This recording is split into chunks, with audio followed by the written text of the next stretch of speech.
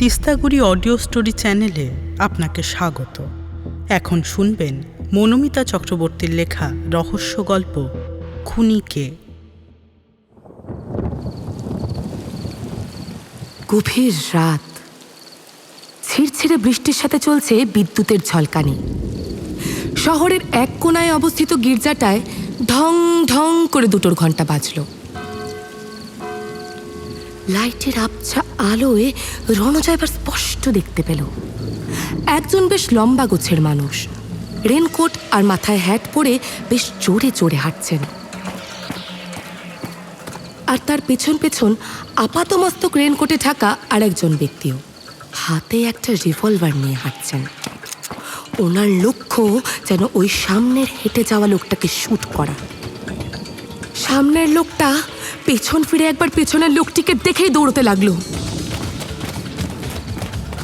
যেমনি পেছনের লোকটা সামনের লোকটাকে গুলি করতে যাবে অমনি রণজয় হঠাৎ করে হিন্দি সিনেমার নায়কদের মতো পেছনের লোকটাকে এক কিক দিতেই বন্দুকটা ছিটকে দূরে গিয়ে পড়ল। অবাক হয়ে তাকিয়েছে লোকটা রণজয়ের দিকে। রণজয় যেই হাত মুঠো করে ওই লোকটার নাক বরাবর ঘুষি দিতে যাবে অমনি রণজয়ের ঠাকুমা এক মগ জল নিয়ে রণজয়ের মুখে ঢালতেই, আরে ঠাম্মা, কি করলে বলো তো? এক্ষুনি ক্রিমিনালটার নাকটা ফাটিয়ে দিতাম আমি, আর অমনি তুমি ঘুমটা ভাঙিয়ে দিলে তো। হয়েছে জানি তোর বাহাদুরি সব। ছোটবেলা থেকে তো তোর ওই একই জিনিস দেখে শুনে আসছি। চোর গুন্ডা বদমাশ নিয়েই যত কারবার তোর। এখন উঠে পড় দেখি তাড়াতাড়ি, উঠে জয়াকে একটা ফোন কর। ওর তো আর জন্মদিন, ভুলে গেছিস নাকি তুই? কি যে বলো ঠাম্মা, দিদির জন্মদিন আর আমি ভুলে যাব? যাই, দিদিকে একটা জন্মদিনের শুভেচ্ছা জানিয়ে আসি।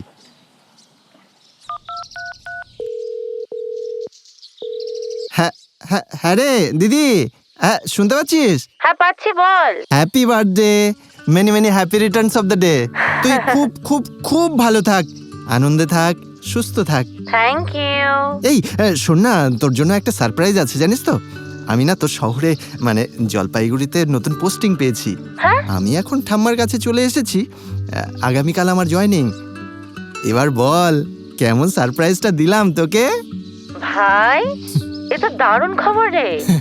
আমি আমি খুব খুশি রে। তোর এতদিনের চেষ্টা সার্থক হলো, বল। বল ভাই বল, তোর তোর কি লাগবে বল, কি চাস তুই? আজ তুই যা চাইবি আমি তোকে তাই দেব। আরে বল না, বল, একদম প্রমিস। এই শোন না, এখন কিছু লাগবে না রে দিদি। আর দিন 15 পর তো আমার জন্মদিন, তখন না হয় তোর পছন্দ মতো কিছু একটা দিস, কেমন? ও তাই তো, আচ্ছা বেশ, সে হবে ক্ষণ।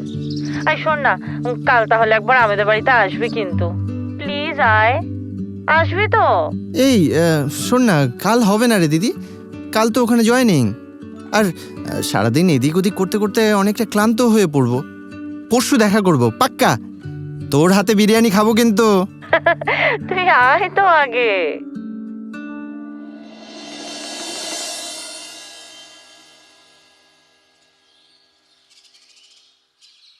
পরদিন রণ তৈরি হয়ে বেরিয়ে পড়ে জয়েন করার উদ্দেশ্যে।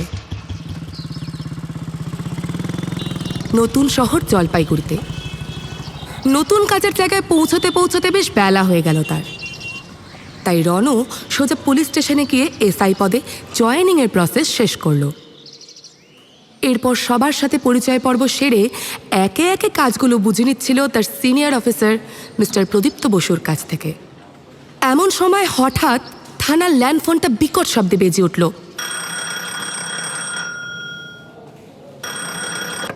এসআই প্রদীপ্তবাবু কলটা রিসিভ করে কয়েক মিনিট কথা বললেন। ফোনটা রেখে তিনি সবার উদ্দেশ্যে বললেন, কর্তব্যরত এক কনস্টেবল কল করেছিল শহরের থেকে একটু দূরে। আরে ওই যে ফরেস্ট মতো এলাকাটা আছে, আরে ওখানে নাকি একটা মহিলার লাশ পাওয়া গেছে। বডি দেখে মনে হচ্ছে গতকাল রাতেই মনে হয় মার্ডারটা হয়েছে।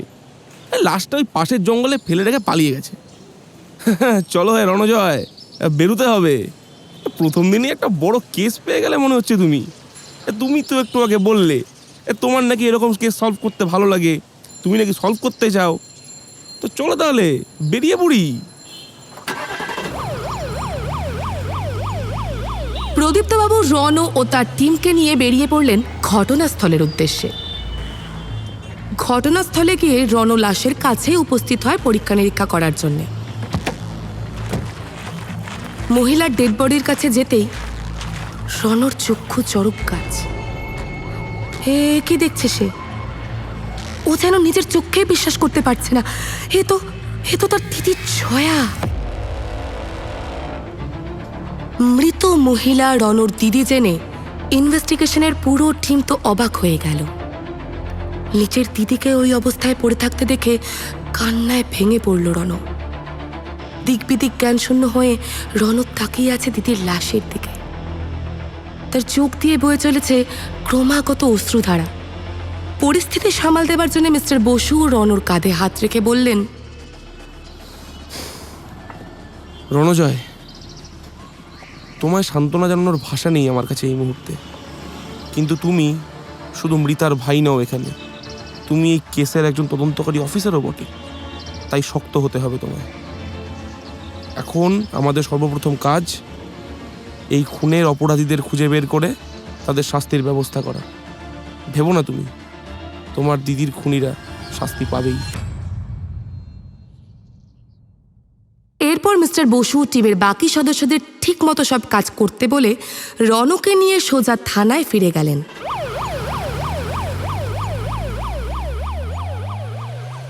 রণ যেন একটা ঘোরের মধ্যে আছে।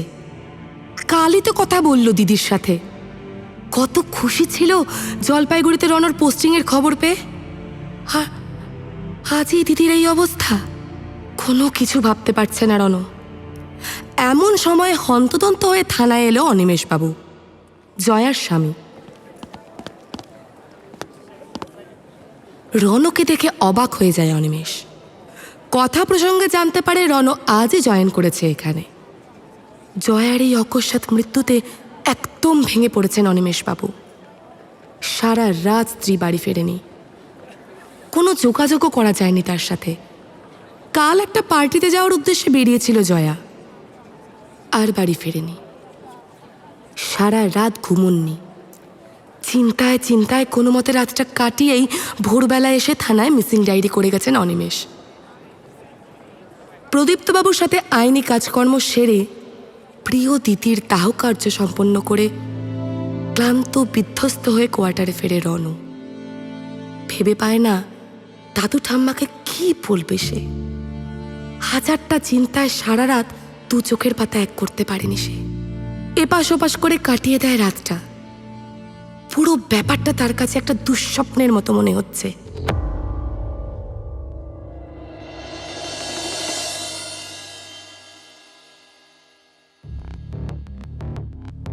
ইনভেস্টিগেশন অনুযায়ী প্রদীপ্তবাবু যে রিপোর্ট তৈরি করেছেন তাতে বলেছেন জয়াদেবীর মৃত্যুটা আসলেই ছিনতাই করতে আসা দুষ্কৃতীদের হাতেই হয়েছে।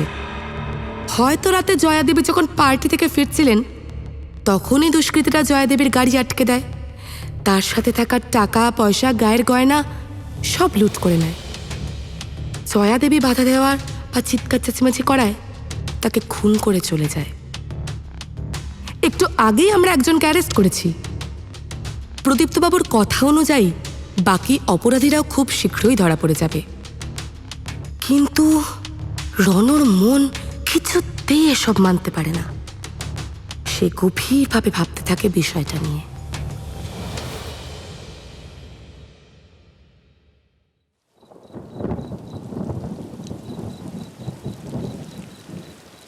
দিদি তো গাড়ি ড্রাইভ করতে খুব ভয় পেত।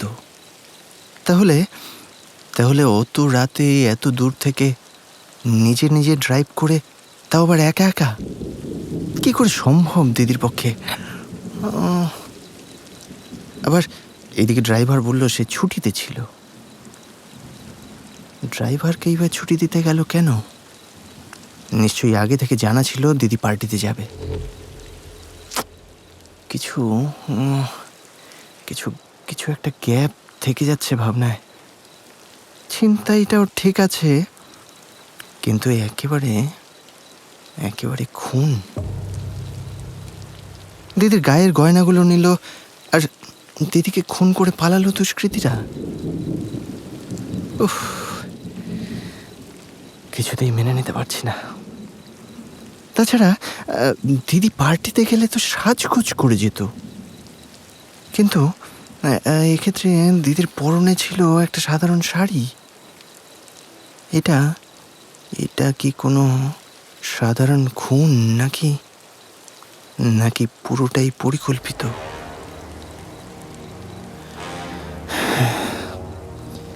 দিদির গালে ঘাড়ে কালশিটে দাগ, খামচির দাগ। আচ্ছা, আততায়ীদের সাথে ধস্তাধস্তি বা টানা হেঁচড়া হলে তো দিদির আরও শরীরের বিভিন্ন জায়গায় দাগ বা তেমন কোনো চিহ্ন থাকতো। এক্ষেত্রে তেমন কিছুই নেই। এসব কথা ভাবতে ভাবতে কখন যে রাত পেরিয়ে ভোর হয়ে গেছে বুঝতেই পারেনি রণ। সকাল হতে না হতেই তাড়াতাড়ি কোনো মতে হাত মুখটা ধুয়ে জয়াদের বাড়ির উদ্দেশ্যে বেরিয়ে পড়ল সে। জয়াদের বাড়ির কলিং বেল টিপতেই বেরিয়ে এলেন জয়াদের বাড়ির কাজের লোক শ্যামলীদি। শ্যামলীদিকে জিজ্ঞেস করল রণ, জামাইবাবু কোথায় শ্যামলীদি? বাবু তো শরীর খুব খারাপ, প্রেশারটা বেড়ে গেছে, কাল সারা রাত ঘুমোতে পারেনি কো। ডাক্তার দিদিমণি এসেছেন, উপরে আছেন, আপনি বসুন বাবু। সোফার এক কোনায় বসে ড্রয়িং রুমে রাখা জয়ার ছবিটার দিকে তাকিয়ে চোখটা জলে ভরে যায় রণর। চোখের জলটা মুছতে মুছতে উঠে দাঁড়াতেই দেখল ডক্টর শীলা নিচে নেমে এলো দোতলা থেকে। শোনো শ্যামলীদি, অনিমেষবাবুকে ঘুমের ওষুধ দিয়েছি, উনি এখন ঘুমোবেন। আমি সন্ধ্যের দিকে আরেকবার আসব, কিন্তু দেখবে তোমরা কেউ যেন ওনাকে বিরক্ত করবে না। ওনার ঘুমের এখন ভীষণ প্রয়োজন, বুঝতে পেরেছ? ডক্টর শীলা চলে যাওয়ার পর রণ উপরের ঘরে গিয়ে জামাইবাবুকে দেখে দিদির ছবিটা বুকে নিয়ে ঘুমোচ্ছেন উনি। বড্ড মায়া হলো জামাইবাবুর জন্য। খুব ধীরে জামাইবাবুর মাথায় হাত বুলিয়ে দিয়ে নিচে এসে আবারও সোফায় বসে পড়ল রণ।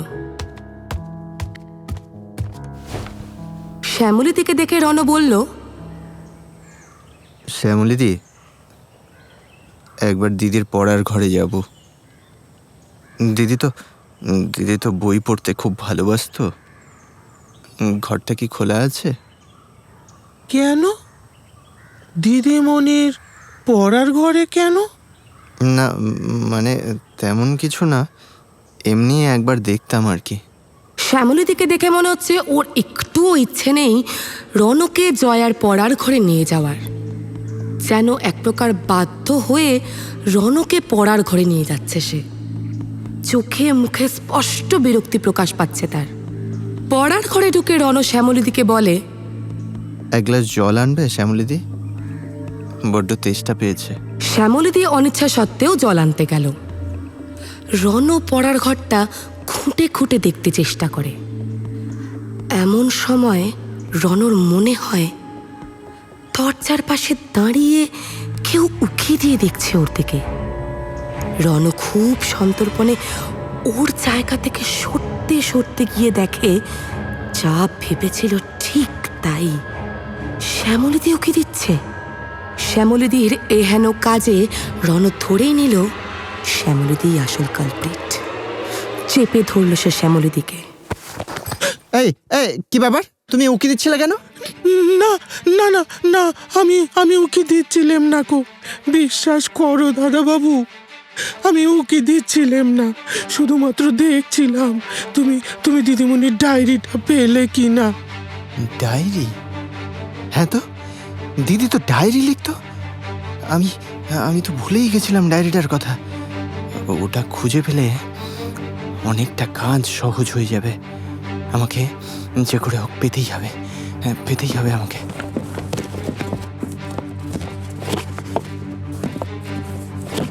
দাদা বাবু, তুমি কি দিদিমণির ডায়েরিটাই খুঁজছো?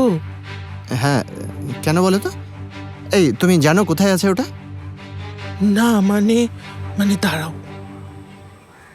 আসলে আসলে আমি জানি ওটা কোথায়। তুমি দাঁড়াও তুমি। শ্যামলীদি ঘরের ভেতরের দিকে এগিয়ে গিয়ে পড়ার ঘরে একটা শোকেসের পেছনের দেওয়ালের একটা তাক থেকে বের করে নিয়ে এলো জয়ার ডায়েরিটা। দাদা বাবু, এই বাড়ির বড় বাবু আর দিদিমণি খুব ভালোবাসতো আমায়। আমি বড় বাবুর নুন খেয়েছি, মিথ্যে কথা কইব না কো।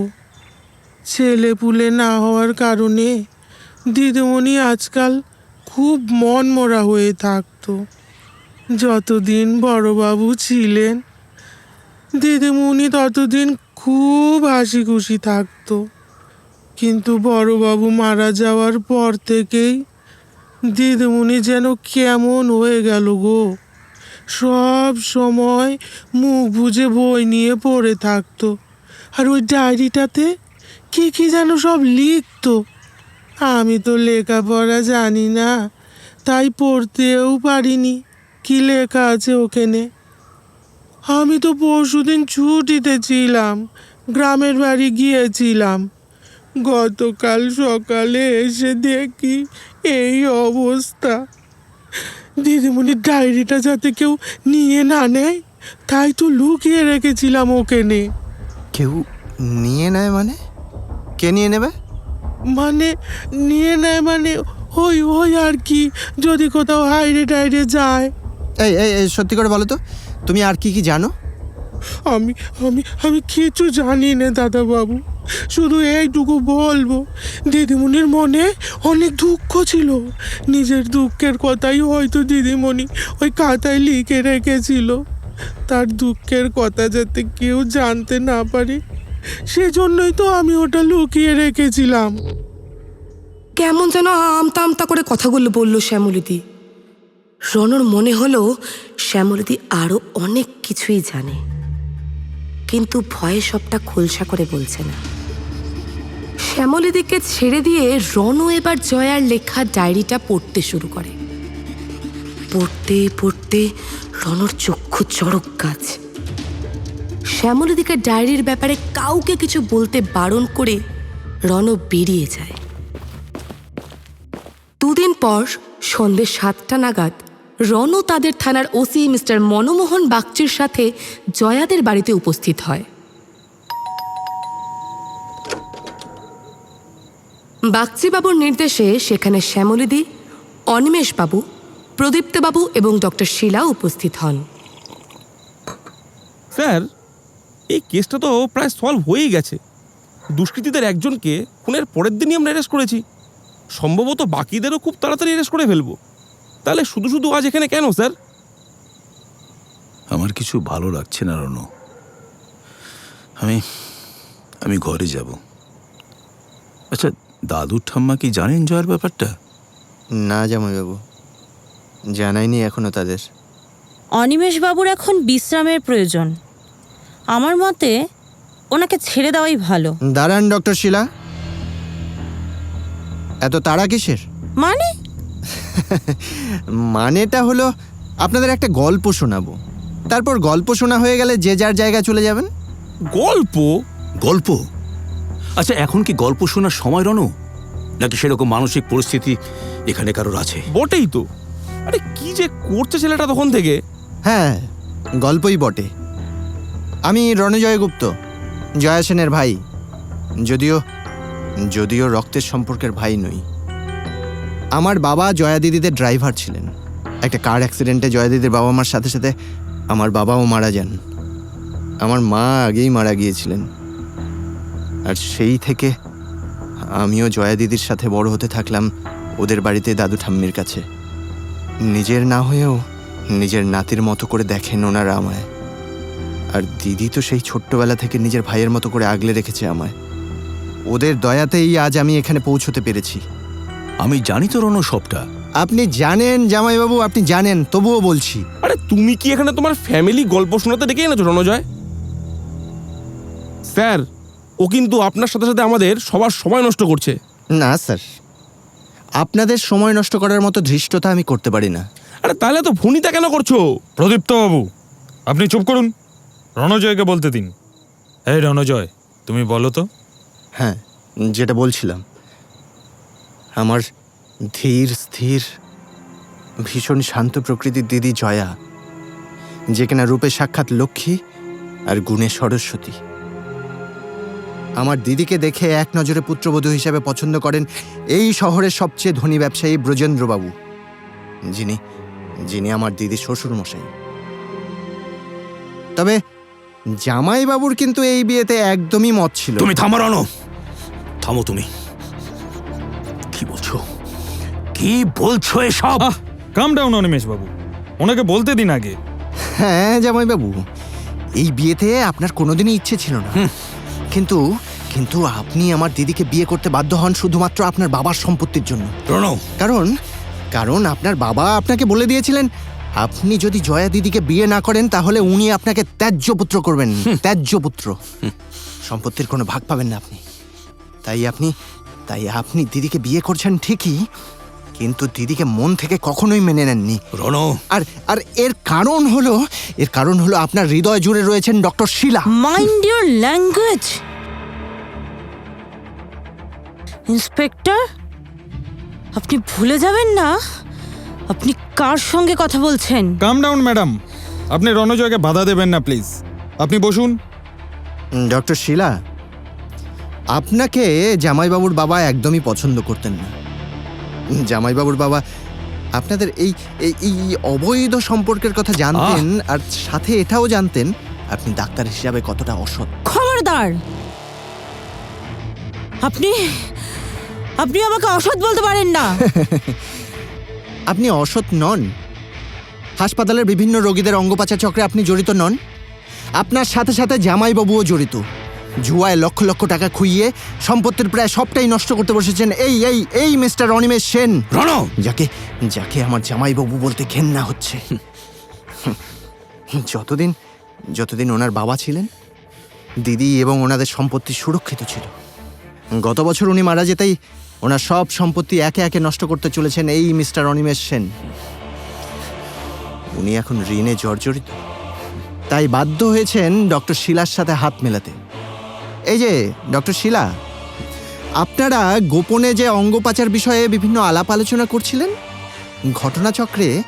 ঘটনাচক্রে দিদি সবটা শুনে ফেলে, আর তাই দিদিকে সরিয়ে দেবার জন্য এই নাটকটা করলেন তো আপনারা। কি মিস্টার অনিমেষ সেন, ভুল বলছি আমি?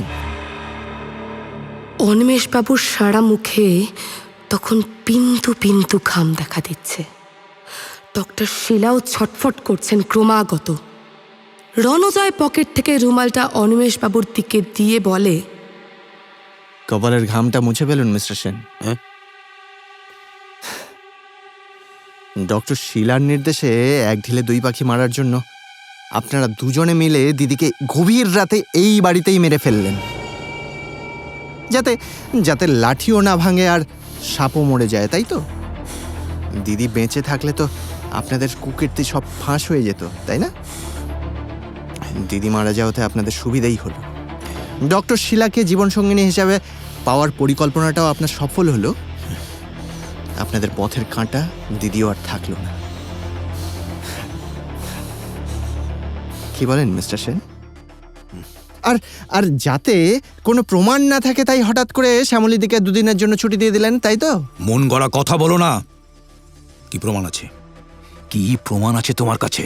প্রমাণ আছে জামাইবাবু, প্রমাণ আছে। তার সবচেয়ে বড় প্রমাণ এই যে দিদির নিজের হাতের লেখা ডায়েরি, যেখানে দিদির মৃত্যুর দিনের সন্ধেবেলার ঘটনা অবধি লেখা আছে।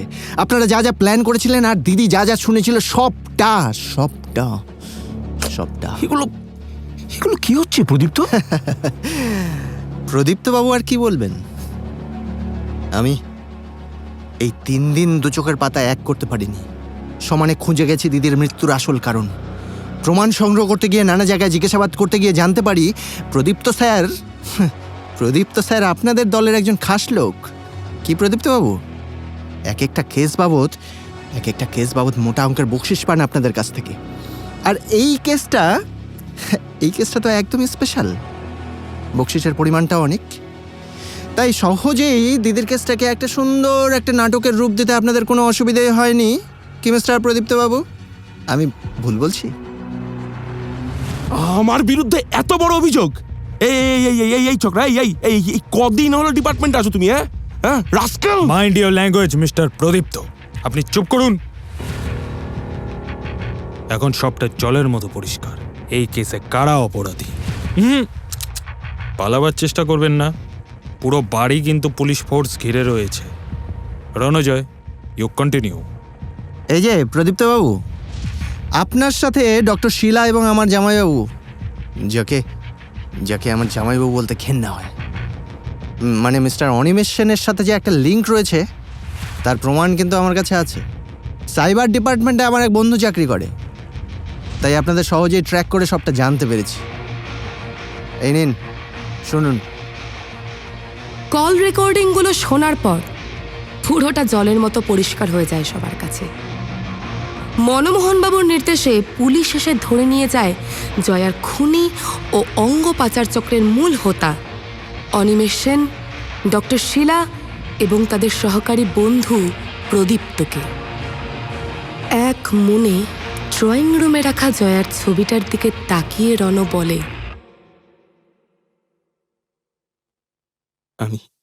আমি পেরেছি রে দিদি, আমি পেরেছি তোর হত্যাকারীদের শাস্তি দিতে। তোর সাথে এত কিছু হয়ে গেছে আর তুই আমাকে একবারও জানালি না রে।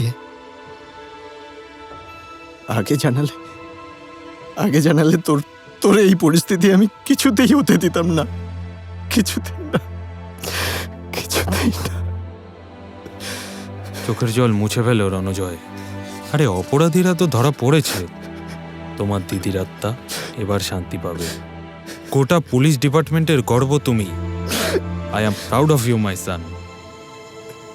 কিন্তু রণজয়, তুমি প্রথমে কি দেখে এদের সন্দেহ করলে বলো তো?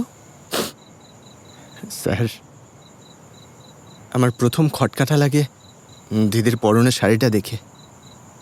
ওদের কথা মতো দিদি সেদিন পার্টিতে গিয়েছিল আর দিদির গায়ে নাকি অনেক দামি গয়না ছিল, যা নাকি ছিনতাই হয়ে যায় সেদিন। দিদির গয়না ছিনতাই হয়েছে মানলাম, কিন্তু দিদি তো অনেক ধনী পরিবারের বধূ ছিল। আর সেদিন একটা সাধারণ ঘরের শাড়ি পরে দিদি পার্টিতে কেন যাবে?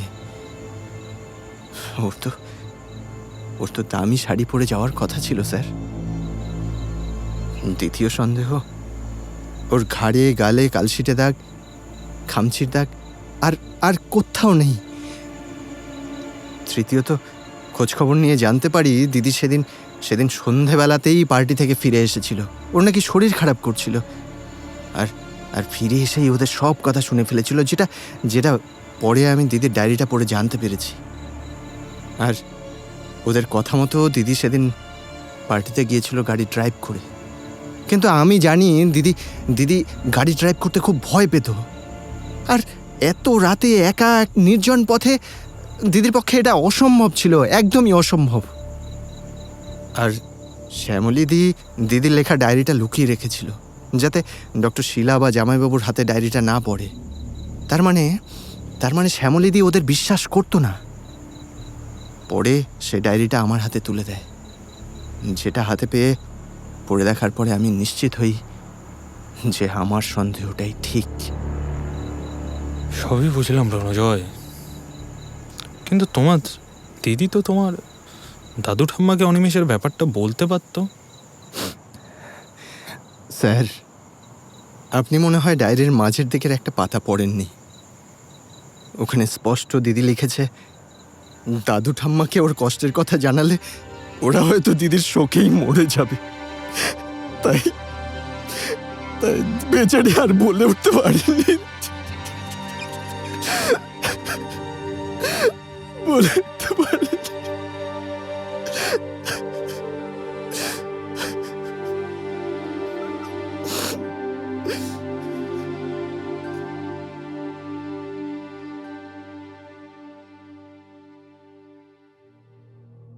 আপনারা শুনলেন গল্প খুনি কে, লিখেছেন মনোমিতা চক্রবর্তী। গল্পটি প্রকাশিত হয়েছে তিস্তাগুড়ি পত্রিকার রহস্য সংখ্যায়। গল্পে কথক অন্তর্লীনা মুখার্জি, রণজয় গুপ্তর চরিত্রে সুজিত কুমার বর্মন, অনিমেষ সেনের চরিত্রে অভ্র সরকার, ঠাম্মা এবং শ্যামলেদির চরিত্রে অলকা মুন্সি, প্রদীপ বসুর চরিত্রে অভিজিৎ সরকার, মনমোহন বাবুর চরিত্রে অভিষেক রায় এবং জয়া ও ডক্টর শীলার চরিত্রে অভিনয় করেছে সৌমিতা মুন্সি। গল্পটিকে অডিও স্টোরিতে রূপান্তরিত করেছেন সৌমিতা মুন্সি। রেকর্ড হয়েছে স্টুডিও ন্যায়নাজে এবং আবহ প্রদান করেছে জয় মিউজিক লাইভ।